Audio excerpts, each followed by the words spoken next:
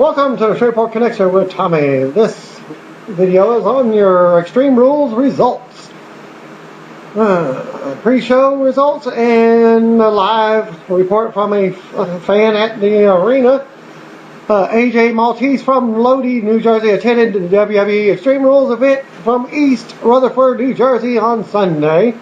And sent the following report. He got there around 3 p.m. with a friend that he attended WrestleMania with. They went to the door. They were first in line. They didn't open the doors until 6:45 p.m. He was the first, and the security guard was actually a WWE fan and led the orgasm chant, so the yes chant for Daniel Bryan. He went in and got himself an Extreme Rules shirt with the matches on it, the whole entire card. They also had Fruity Pebbles and Cocoa Pebbles at stations where they gave you free cereal and milk, and you got to keep the spoon. Pretty cool. And he had some. He went to his section, which was packed, not a seat available. And he comments about the We'll See match. It was okay. Big spots that got everyone up on their feet. Lillian Garcia's mic cut off while announcing WWE coming back to the Izod Center in September. Of course, it's a house show, so they got everybody booed for her. The first match was amazing, as Rob Van Dam and Cesaro got big pops and mixed reactions during their match. And when Cesaro won, the whole place went crazy. He has a great future. Everyone booed Big E during his Intercontinental title match. Bad News Barrett was way over as any face in the company, and when he won, he got everyone on their feet. The handicap match was a filler match. R-Truth got a pop. Would rather had seen the Usos. I was surprised that the Evolution versus the Shield went on early. We all could believe it. Amazing match and match of the night. In my opinion, I agree with it. What's made the pay-per-view. Everyone loved Roman Reigns, like Barrett. He had something special as well. The crowd died during the Divas match, of course. That's when you get up and go to the bathroom. But Paige has something special. Everyone popped when she won. The main event was amazing. I was very shocked that the way that they did the match and as it went on. Daniel Bryan was way over and got the loudest pop. I went to a show years ago and got a pop that Jeff Hardy got back in 2008. He is the new face of WWE. Kane still can have a terrific match, and this proves it.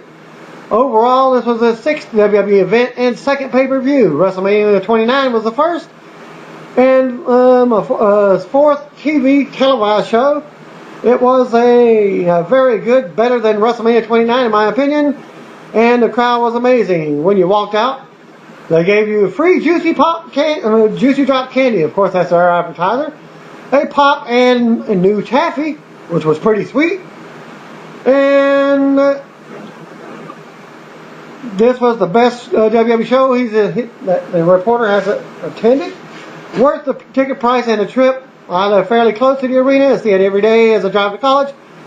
Comments on the biggest pops. Daniel Bryan, by far. The Shield, RVD, and Bray Wyatt, a tie. Cesaro and Bad News, a tie. R-Truth and Xavier Woods and Paige.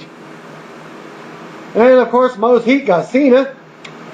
And he's a fan of Cena, but it's time for a change. We got the most heat. Evolution, Kane, Alexander Rusev, Big E, Jack Swagger, and then Tamina Snuka rounded out the heat. And that concluded his report. And now for your Extreme Rules pre-show report. Crowd was walking into as Josh Matthews checked in on the panel, which consisted of Booker T, Sheamus, and Alex Riley. They hyped the We'll See match, which apparently ends by pinfall or submission. Did anybody else know that? Transition to a video hyping Daniel Bryan versus Kane. They talked about Bryan needing to leave Brie behind to keep her safe. El Torito and Hornswoggle were shown getting ready in their locker room. Bray Wyatt versus John Cena video showed. Crowd was chanting for CM Punk of the video, the panel got jacked up for the We'll See match and turned it over to the announced team of Michael Cole, Jerry King Lawler, and JBL. They introduced the midget announced team of Micro Cole, Jerry the Mini King Lawler, and Weebiel. I hope something happens to the guy on Will Pruitt on ProWrestling.net. I've had to go to ProWrestling.net to get the pre-show results. We missed it on the internet portion of the event. Well, the match starts. There's a midget ref 2. Torito hits a head scissor. Horny missed the dive because he couldn't clear the ropes. Torito pulled out a miniature chair, and then Horny climbed a miniature ladder and that was lower than the top rope, and was too scared to jump off. Torito stood and told him to jump and then lay back down. Horny jumped and Torito moved. He covered for the 2 count. He tried to run, but Horny hits a power bomb that got a good reaction as they go to an infomercial. Okay.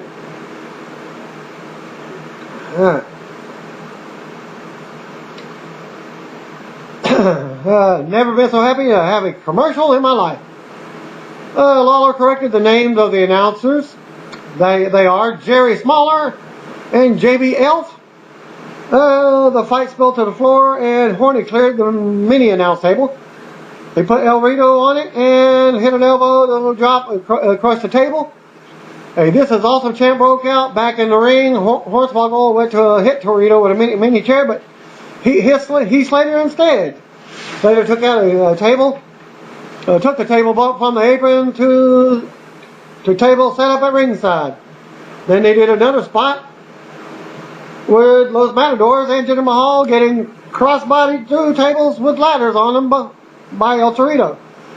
McIntyre tried to hit a flip on Torito on the table on the floor, but Torito moved, and then Torito hits a senton, getting back in the ring on Hornswoggle to put him through the mini table and covered him for the win. The match took 10 minutes 53 seconds, and shortly after that, and I got crazy enough down the stretch to keep the crowd's attention, but they almost lost it early.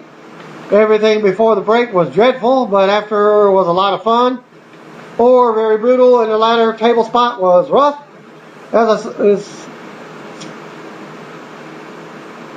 It was a fun match to watch. Nothing more than that.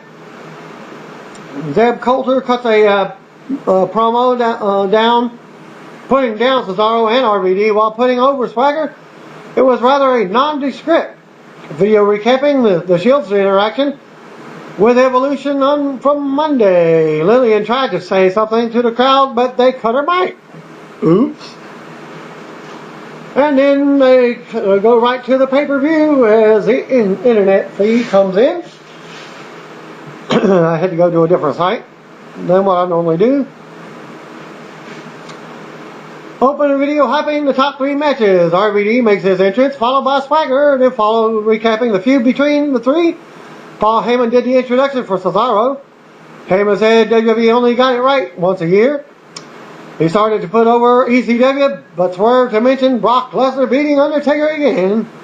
Cesaro makes his entrance, and there was an immediate disconnect from Heyman's promo. So we get the first matchup, RVD versus Swagger with Coulter. And then you got Cesaro rounding up the 3 with Paul Heyman in a triple threat elimination match. After the 3-way flurry, Cesaro powdered first. RVD quickly dumped Swagger to the floor and then hit a sunset bomb on Cesaro on the floor. RVD hit a rolling thunder on Swagger for 2. Cesaro ran in and shoved RVD down. He did the Cesaro swing on Swagger. Van Dam kicked him in the face to break up the 3 count.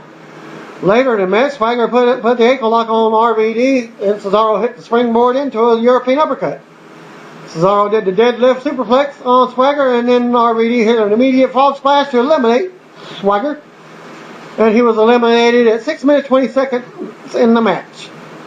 And the way they were showing some replays, it kind of looked like Cesaro got the pin. Was eliminated as he was in the corner, getting up very slowly. Swagger and Coulter left, and Cesaro ducked a kick from RVD and hits a German suplex for a 2 count, and he slams RVD to the floor and climbs the rail. Van Dam knocked him down and then hits a corkscrew leg drop. That got a bigger ECW check. That Heyman, then the Heyman promo. RVD rolls Cesaro in the ring and hit the Rolling Thunder for a 2 count. Van Dam hit the split-legged moonsault for a 2. RVD went to the floor and pulled the trash can out. He played to the crowd and turned toward the ring. And Cesaro hits a baseball slide into the can. And Cesaro rode RVD in the ring and came up after him with the can. RVD hit a body scissor and then the back kick into the trash can. There was a freeze from the network on the internet portion of it. Finally got an HD feed. RVD laid the can on Cesaro and went to the top. Somehow RVD was busted open, but Cesaro moved. RVD killed the can. Cesaro finished up with a neutralizer on the can for the win. 12 minutes 40 seconds for the entire match. Coleslaw and the rest of the announce team didn't know it was a no elimination match either, because they tried to cover for no bell when Swagger was eliminated. Nice work, WWE. Still, it was a perfect opening match. Lots of high energy and yet not too difficult to follow. Cesaro also looked good. The match did more for him than Heyman's promo did, and Heyman is just not transferring his heat, his meat to new guys. Not sure why.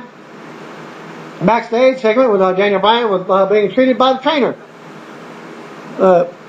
Still in question whether he can compete in the Extreme Rules match. Stephanie comes in and had the doc leave.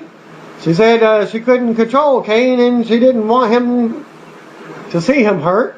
She told him she felt like he needed to officially surrender the title and not to face Kane. Bryan told her to get out of his face and said he was walking in and out as champion. Stephanie said he would be Kane's bitch. A Bo Lee video aired. Lana came out and said that they were dedicating the match to the most powerful man in the world. The crowd gave her the what chant. She said that they were dedicating it to the president of Russia, Vladimir Putin. And then she introduced the man who now lives in Russia, Alexander Rusev. Truth came out with a mic and said that they were dedicating this match to the USA. They ran to the ring and Rusev kicked Woods Xavier into Truth, knocking them both down. Rusev slammed Woods into the ring apron and rolled Truth in the ring to start the match. So now we get the match, which didn't take very long. Probably shorter than the infomercial that did earlier. Alexander Rusev with Lana in his corner versus R-Truth and Xavier Woods in a handicap match. Truth hits an axe kick for a near fall, but Lana finally decided to give him the crush command. Rusev locked in the Acolyte for the win, as Truth submitted in a 2-minute 52-second squash match. After the match, Lana gave Rusev another crush command for Xavier Woods. So he hits a follow-away slam with nothing more than a sidewalk slam on Woods. Wouldn't give Truth that much offense, but was arguing around the edges there. Excellent moment for Rusev. The New Jersey Special Olympics team was shown in the crowd. Backstage, Triple H cuts a promo with Renee Young, where Batista stood uncomfortable, close to Young. He re-ran through their accomplishments and said that the Shield thought their egos would be their undoing, but their egos only proved why they would win. Randy said, "You either evolved or you died." He said, "Believe that," like he was in New Orleans.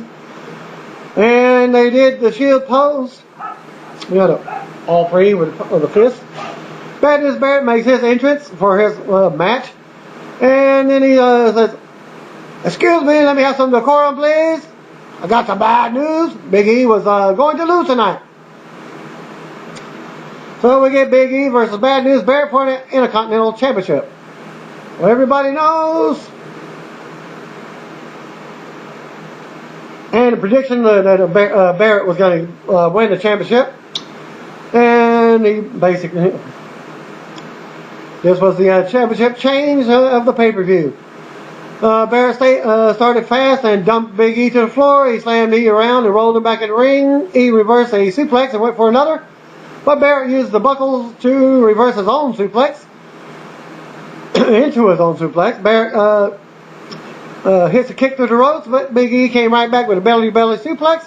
The crowd turned on E at this point, and E hits a spear through the ropes for a decent pop. Big E ran for a splash, but Barrett hits the winds of change instead. Barrett also hit the wasteland for a 2 count, and then hit Big E tackled and dropped his straps, but Barrett escaped and hit the flying bull hammer after he misses the first one, and just basically a forearm elbow for the win.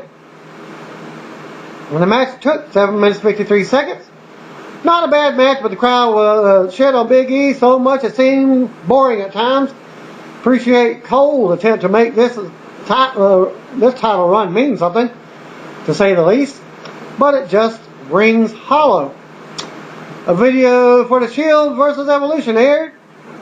Holy crap, I never would have had this on here. I'm betting Cena goes on last now and blame it on the cage.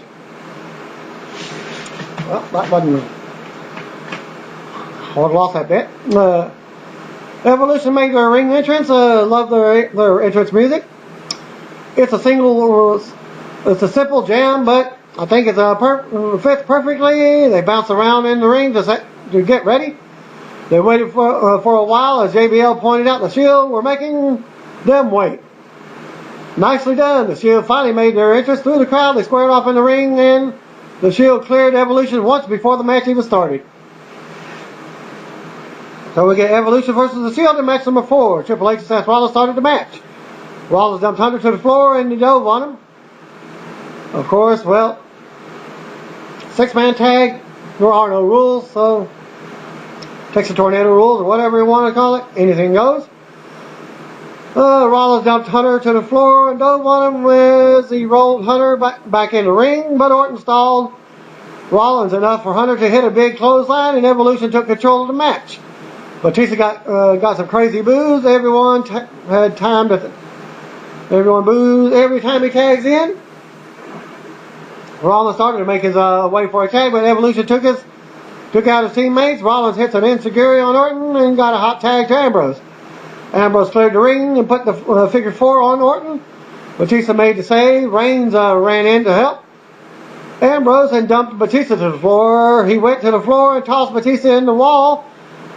Barricade wall. He charged at Hunter for the spear, but Hunter moved and Reigns hits the steps, knocking him out as he sails on the floor for several minutes. Evolution settled back into the control of the match on Ambrose. Reigns finally gets a hot tag at 12 minutes 36 seconds in, as the crowd went nuts for everything he did. He took out all 3 guys and hit Batista with a jumping kick on the apron. He took out the other 2 members and went back to the ring, allowing Batista to hook up for the powerbomb, but Rollins flew in with the knee and they triple powerbomb Batista. Hunter and Orton pulled Reigns off of the cover. The match broke down and Hunter hit the pedigree on Reigns. He tried to pull Batista over the cover, but Ambrose broke up the 3 count. He and Hunter fell to the floor and Orton hits an RKO on Reigns. Batista covered and Rollins broke that up. Orton pulled Rollins from the ring and they brawled along with Triple H and Ambrose and battled up into the stands. Orton and Hunter pounded Ambrose down to the floor. Rollins dove on him from the bleacher seating, which was kind of like an ECW fall from the balcony type. And Ambrose took the worst of it back in the ring. Batista hits a spine buster and the crowd became unglued with heat. He sets up for the Batista bomb, but Reigns shoved him away Reversing it, he hits a Superman punch and then hits the spear for the win.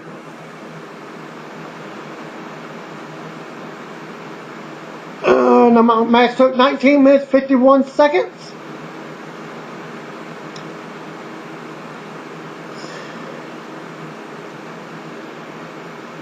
Yeah, that was every bit of the match. The match of the night. Thought it would as it would be. Struggled to think how it would be, how the pay-per-view would be even better. Reigns was a little over the top before the spear, but forgivable. Really well done and absolute right finish. WWE Network spot aired, and Michael Cole mentioned again that the big satellite companies refuse to carry the show. Well, because they're losing a lot of money. As a network, you get it free, and you're only paying $9.95 for everything included in your monthly amount. Next up, we get Daniel Bryan joining on last, and never would have thought. Bravo, WWE, bravo.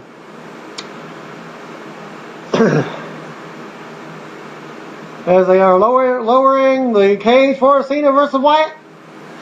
Cena makes his ring entrance and almost calls the fight in the Special Olympic seats by giving away his ring gear. Well, he took off his shirt, and then he had another shirt that he also gave a fan. The Wyatts made their entrance, and Bray acted crazy around the cage before climbing in. Match number 5, John Cena versus Bray Wyatt in the cage match. As I was predicting, well, if you're going to have all three, of course Cena's going to lose. Well, this is what happened. Bray started fast and drew great cheers from the crowd. Monstrous "Let's Go Wyatt" chant started about 90 seconds into the match. Cena had his flurry of offense momentarily and went to the corner. Harper and Rowan were right there to distract him and not allow him to escape, and allowing Bray to attack from behind. Bray held Cena against the cage, and Rowan slammed him from the outside, which was a cool spot, which is not more than a shoulder block into a fence. Cena tried to climb out again, and Rowan climbed up with him to meet him up there, as well as Harper climbing up with him. Cena fought off Wyatt once, but the second to meet Bray. The second Bray crotched him, JBL, and Cena said JBL said Cena would have won if it wasn't for Harper and Rowan. There's one near escape as the Wyatt family stopped him. Wyatt stood Cena up and danced with him before hitting a version of a chokeslam for a 2. Cena came right back with a surprise drop kick. Cena starts climbing, and Wyatt popped up in his crab walk and headed towards the door. Cena jumped down and stopped Wyatt, but Wyatt threw him into the cage at 9 minutes 30 seconds in. All of a sudden, Cena heated up with 5 moves of doom. He hits a 5-knuckle shuffle, but Wyatt grabbed the cage off of the AA. Cena transitioned into the powerbomb lift and hit it for a 2 count. Cena called for the door to be opened. Rowan goes to the door and closed it right in front of him. Cena pushed the door open on him and got a leg out as Rowan ran over and pushed the door closed. Cena powered it right back open on him as both of them are trying to close it back on him, showing a little test of strength there. As the crowd is already booing Cena for that, Wyatt attacked him from behind. And that's 2 times he tries to escape. Well, Wyatt went for a senton, but missed. Cena quickly climbed the cage and started down the side, but as Rowan climbed up the cage and pushed Cena right back on his shoulders, put him back in the ring. Cena knocked down Bray back from the rope and tried a different spot. Harper climbed up and knocked Cena back in. Cena dragged Harper into the cage, which I was expecting to do. I was just talking about it with my buddies that were here watching it with me. And Cena dragged him into the cage and knocked him out. Cena tried to go over the top, but as Bray tried to go out the door, Cena slammed the door on his face. That's 3 attempts. Rowan stopped Cena again by threatening him with a chair. Cena went back in the ring, and Wyatt hits the senton for a 2. He sets up for Sister Abigail, but Cena countered and hooked into STF.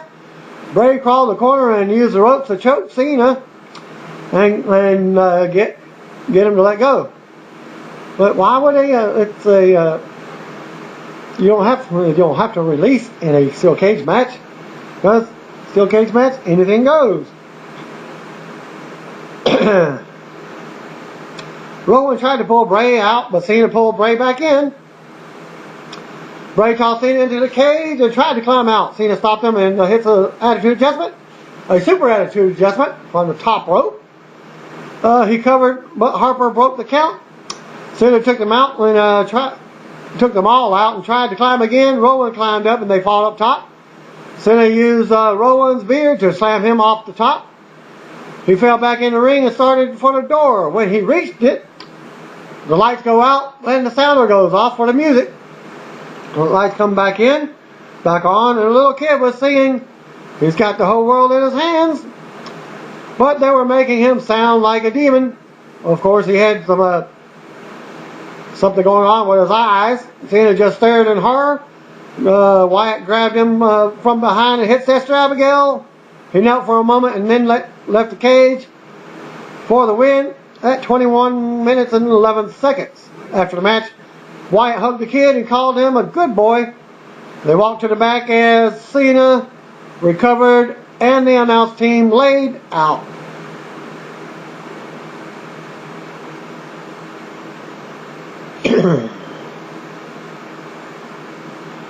I'm going to get the negative Nancy label for this one, but didn't like it. But now you understand if you did. As the if you remember from Raw, yeah, the kid from the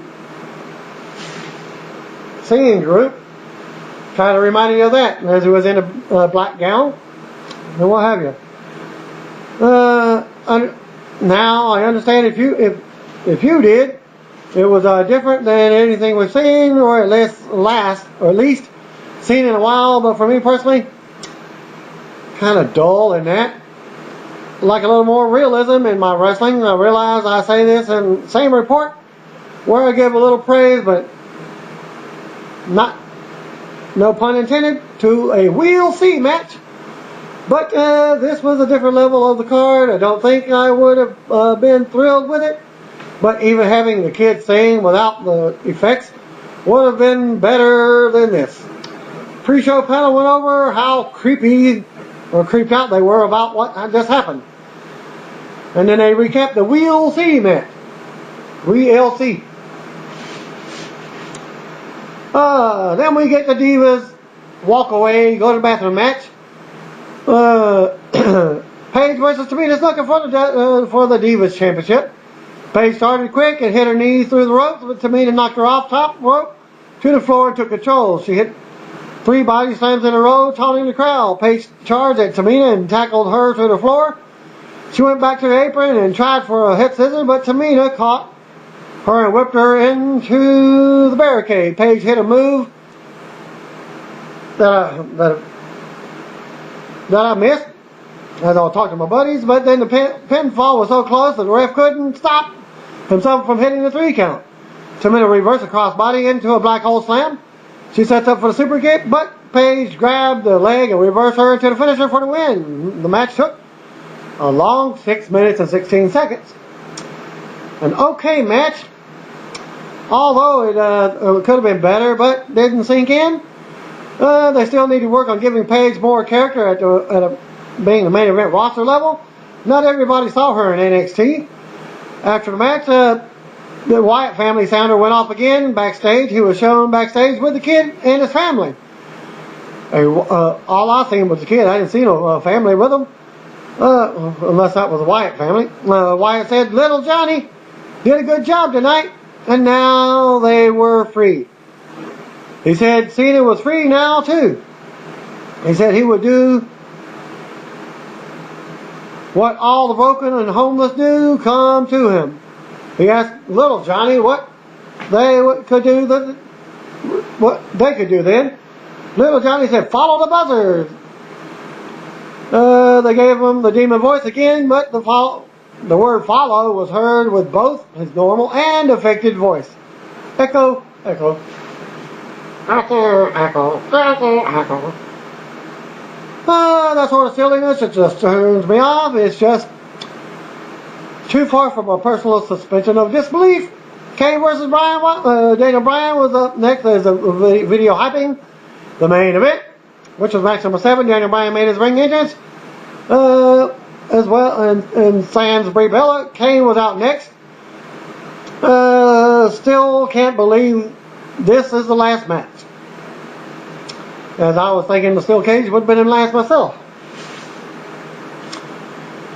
Bryan versus Kane in an Extreme Rules match for the WWE title. Bryan attacked Kane in the entryway to start the match. Kane slammed him against the metal barricades and then got into a couple of kendo sticks. That's the barricades that go around the entranceway. After pulling some kendo sticks from under the ring, Bryan came fighting back and clothesline Kane over the top rope. Kane got the better on the floor and tossed Bryan into the corner. He tossed a number of chairs in the ring and sat on in the corner, which somebody's going through a table. A chair, I mean. Bryan grabbed a kendo stick and struck Kane once, but Kane knocked him down and on the next blow. Kane hit a couple of chair shots of his own. Bryan scored a drop toe hold that dropped Kane onto the chair in the corner. It broke the chair. Kane went to the floor and Bryan hit a dive. Both cleared the announce table. Both announced the table off the top of them. And Kane ended up selling a blow from a flimsy cover, cardboard, of the cowl of the table. Even the crowd goes, huh? Selling a cardboard shot. Funny shot. Kane went for a choke slam on the announce table, but Bryan fought off. Hit a tornado DDT onto the floor. He charged at Kane. And Kane dove into the stairs. Kane sets up the stairs for the pile driver, but Bryan pushed off and drove Kane into the ring post. Bryan took the kendo stick from earlier and beat Kane up the ramp. Kane hits the right hand and drove Bryan into a light board that went off. They battled to the back and Kane wrecked the gorilla position. Kane even threw a monitor in a bucket of ice water. We didn't see what it was. They battled back and forth further in the back, and Kane slammed Bryan into the TV truck that was outside. He slammed Bryan onto a car, wrecking the hood only. As he did kind of land on the windshield. The windshield did not break. Kane threw a glass cylinder through the windshield and busted it, of course, after Bryan moved. And then went for an act. He got off the car, went to another car, and went to punch Daniel and broke the windshield with broke the side window with a punch of another car. Like I said, Bryan grabbed a tire iron from an open trunk and knocked Kane out. Hit him in the stomach with it. He tried to drag him and couldn't. He saw a forklift nearby with a pallet on it. Shades of Rock versus Mick Foley in the I Quit match. Well, he finally puts Kane onto it and drags him back to the arena. He hits him with a tire iron about 50 more times, been ridiculous here. And then drove Kane to the ring on the forklift. Of course, on the pallet as well. He raised the forklift till it was above the ropes. And as I was expecting, of course, you nail something off the forklift into the ring. He just just let it go as he rolled off of it. He climbed the top of the forklift and hit the diving headbutt 3/4 across the ring for a 2 count. Then Bryan sets up for the running knee, and Kane grabbed for a choke slam from a counter. Bryan's momentum carried him around, and Kane had to pick him back up to hit the choke slam for a 2 count. Kane intimidated the ref and called for the tombstone on a chair. as he pulled the chair and put it on the floor, on the mat. Should say, Brian reversed on the chair for a 2 count for himself. Brian wore Kane out with a chair and locked in the board got unlocked as Kane grabbed the kendo stick and nailed Brian with it. But Brian did not release the hold, and then locked in the hold again with the with a kendo stick, I believe. Kane dragged himself to the edge of the ring and slid out. Brian went for a dive, but Kane caught him with a chokeslam on the announcer's table. Kane rolled Brian back into the ring and pulled another table from underneath the ring. He set it ringside and set it on fire. Well, this was the boring spot. He stood on the apron for a chokeslam, but Brian kicked him off the top onto the table. A guy ran up from behind and with it. As soon as Kane went through the table that broke with the fire on it, extinguishes the table as Kane was already almost out, was still getting extinguished, and emptied the entire fire extinguisher on Kane. Kane slides back into the ring with a cloud of smoke and took a running knee, and Brian pinned him in a 22 minute and 29 second match. After the match, Brian celebrated up the ramp as Kane sat back up and looked at Brian. He stood up and signaled for his pyro. Boom! Well, they gave Brian the big table spot, but there was so much fire extinguisher sprayed on Kane and it almost took away from the moment. Then they played Kane's music to close the show. I get they may do this one more time next month for payback, but you just have to have the heel stand and play his music. Not sure. I get that. Overall, a better pay-per-view than a previous couple. Didn't like the finishes of the last 2 matches, but appreciate the WWE Championship being in the main event. I love the 6-man match, as the rest of the match is just undercard and delivered for the most part. And thanks for reviewing. Peace out. Stay tuned for Raw, coming soon. Thanks again. Peace out. God bless. See ya. Wouldn't want to be ya. Especially got a new catchphrase. Should say you. Pardon the expression with the New Age Outlaws. If you didn't know, you better call me, bro. Well, that is my the results for Extreme Rules pay-per-view. Thanks again.